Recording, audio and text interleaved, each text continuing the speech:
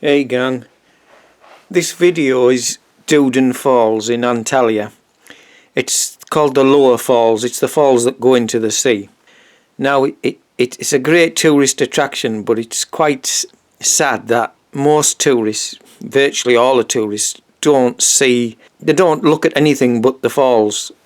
And it's such a shame because, as you see in this video, there's so much to the falls than the falls, if you understand what I mean.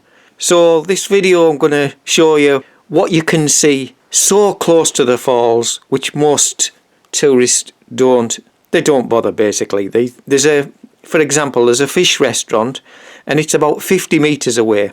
But because there's no path there, there's no direct path from the falls, you've got to walk over a grass field. Nobody goes. It's where all the locals go. There's a lake in the park which is very beautiful. It's got rocks.